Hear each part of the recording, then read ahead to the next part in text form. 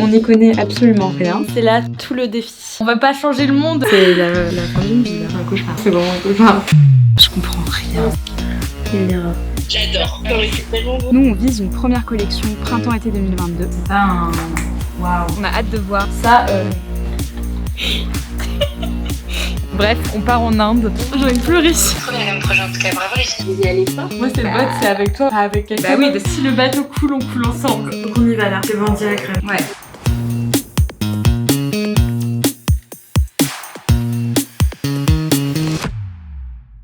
Le secteur du prêt-à-porter pour enfants est très concurrentiel.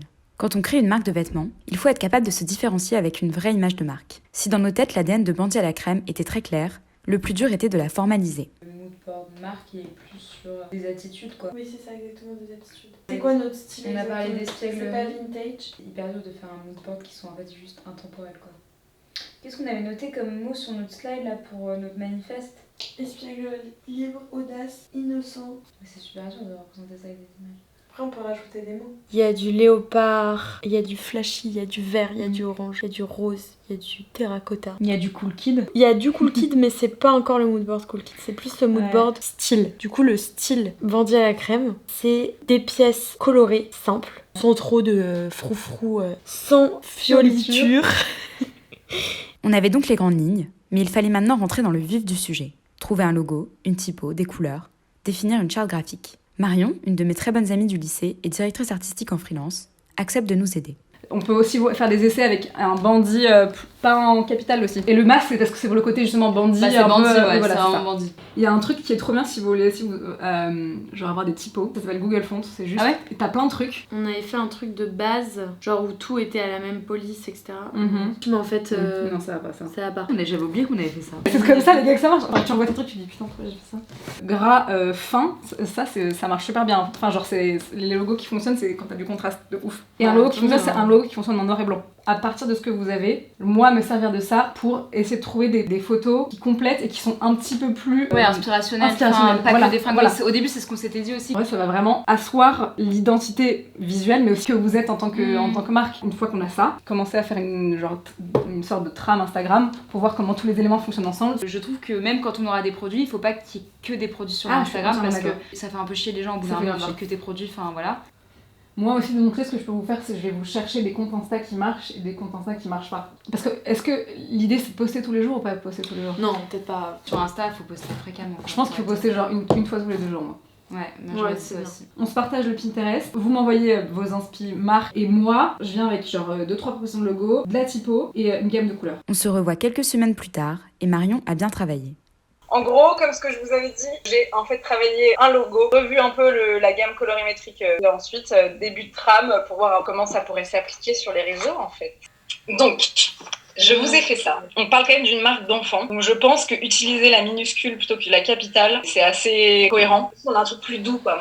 On est plus dans un petit cocon, on n'est pas dans le truc qui impose genre ta force et tout. Mais contrebalancer avec genre une capitale plus petite, plus légère. Et ça c'est notre typo avec un B minuscule. Ça c'est un autre mais il est trop dur. Et après j'ai essayé l'italique un peu minuscule et en fait il n'y a pas assez de contraste. Notre nom de marque c'est quand même Bandit à la crème, c'est pas juste Bandit. Et là je trouve que du coup le Bandit ressort quand même énormément et le à la crème beaucoup moins. Mais peut-être sans complètement rechanger, mais peut-être juste reproportionner pour que ça soit un tout petit peu moins disproportionné justement. En termes de couleurs, je suis partie de vos inspi là, de papier peint vintage, plus la gamme que vous aviez commencé à faire sur un de vos moodboards. Plus doux, C'est trop beau. mais quand même avec des couleurs assez fortes. Et en fait, ce qui est cool, juste pour vous montrer que les couleurs peuvent marcher ensemble, réseaux sociaux. C'est parti pour une petite trame Instagram. Dans l'idée, ça serait d'avoir un truc J'adore. Non mais c'est tellement beau. Voilà, l'idée c'est ça. Bien sûr, de l'identité visuelle, quand même asseoir la marque et l'affirmer quoi. Truc un peu backstage production. J'adore tes petites indiennes en noir et blanc là. Je fais, vas-y, genre indienne, heureuse, que ça soit super riche, super complet, que chaque poste soit intéressant à voir. Tu vas vraiment être notre DA, hein. On va vraiment devoir t'embaucher bientôt parce qu'après on pourra plus se passer de toi. Tu sais, nous, ce qu'on se disait, c'est que quand c'est ton projet, c'est hyper facile d'être hyper motivé et tout, mais à partir du moment où tu mets des personnes extérieures à ton projet, c'est normal Ouais, tu peux qu'elles pas leur soient demander aussi- d'être autant à fond que toi quoi. Mais d'ailleurs je trouve ça dingue qu'on travaille autant un feed Instagram. L'énergie qu'on investit dans un réseau social, ça devient une œuvre d'art. C'est vraiment une manière d'exprimer ton ADN et tout quoi, c'est dingue. On était plus que convaincus de ce qu'elle nous a proposé. Elle a parfaitement su retranscrire notre vision de la marque. Elle nous a donné toutes les clés pour commencer à travailler sur la programmation de nos posts Instagram. On a dit on commence par se présenter. Bah on met quoi? Bah nous on se présente. Là on pourra mettre un nouveau jour se lève. Non. The sun is rising. Non meuf. On a dit qu'on faisait pas des légendes cucul la praline. En gros on a différents types de Pour postes. des On a les êtres de phrases, petite taille. les quotes. Non, Ça fait ça fait mignon, nain, ça. ça fait vraiment nain. Genre les gens croient qu'on fait une marque de vêtements de nain. Ouais, il faut qu'on commence par introduire le questionnaire, donc je pense que le Ouais. 80% il est pas mal à cet endroit-là. Après c'est la quote. Mais je pense que c'est le moment de parler Ouais. de transparence. Ouais. Pour leur dire qu'on va tout filmer. Bah on peut mettre une photo de nous qui filmons. La chemise. Là on a introduit un premier produit. Avant même d'avoir dit que c'est du Made in India. C'est bien pour un peu, tu vois, pour un peu faire du teasing et garder les gens en haleine. Mais en même temps, ça tombe un peu comme un cheveu sur la soupe. Parce que tu vois, là, on lâche la photo de la première fiche technique sans dire vraiment ce qui nous a inspiré la collection, tu vois. Je trouve ça intéressant d'avoir un post, voire plusieurs, un peu qui parlent de qu'est-ce qui nous a inspiré. Attends, peut-être on peut faire plusieurs posts sur le coton. Hein. Un post pour dire qu'on travaille que avec du coton bio et un post pour dire que 90% du coton de la planète est en Inde. Nous voulions également trouver un élément visuel qui représenterait la marque en plus du logo classique en toutes lettres.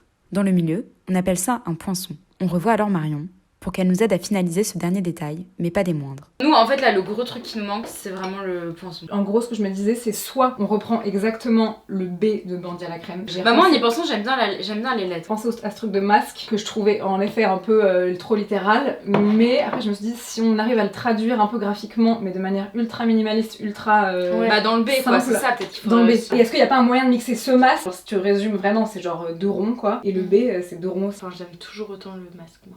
Ouais, mais alors vraiment, moi je trouve qu'il faut qu'il soit hyper subtil quoi. L'idée du coup du chou à la crème, tu sais sur le B aussi un peu en mode religieuse. Soit on part totalement ailleurs, en fait soit qu'on crée un contraste fort entre les deux poinçons, soit que on reprenne exactement celui-là. Est-ce qu'on veut genre en mode créer un petit élément visuel un peu sympa, genre qu'on peut utiliser partout, soit c'est juste en mode on veut un raccourci de logo. Je rejoins Juliette juste sur le fait que c'est quand même plus fort d'avoir un vrai truc un peu visuel. stylisé, tu je vois, suis un d'accord, peu mais là stylisé. tu vois, je trouve que c'est abstrait, c'est juste que moi j'ai peur du côté super littéral de un masque ou un chou à la crème quoi. Tu vois pourquoi est-ce qu'on ferait pas, genre on jouerait pas avec le B et le C, ou alors on ferait deux B l'un à côté de l'autre. Si on les mettait côte à côte ça ferait une religieuse complète, enfin je sais pas. Ça peut être un B genre beaucoup plus fin. Ouais, c'est vrai que du coup là je trouve que le fait qu'ils soient un peu gros ça a rajouté un peu le côté crémeux fluffy quoi. Oui c'est ça. Bah on perd... On perd le masque. On perd le masque, on perd le... On rajoute un os. On rajoute-